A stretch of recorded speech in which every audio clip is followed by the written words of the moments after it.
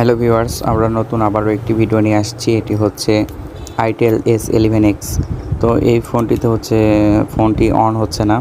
On না হওয়ার কারণ হচ্ছে পাওয়ার বাটনটি শর্ট হয়ে গেছে। পাওয়ার বাটনে পাওয়ার বাটনে কোনো ধরনের কানেকশান নেই, যার কারণে আপনাদের ফোনটি অন হচ্ছিল না এবং চার্জে লাগালে ডিসপ্লে স্ক্রিনে আলো দেখাচ্ছিল, কিন্তু কোনো ধরনের রেসপন্স দিচ্ছিল না বা ফোনে চার্জ থাকার পরেও ফোনটি চালু হচ্ছিল না, মানে পাওয়ার বাটনের সংযোগই ছিল না।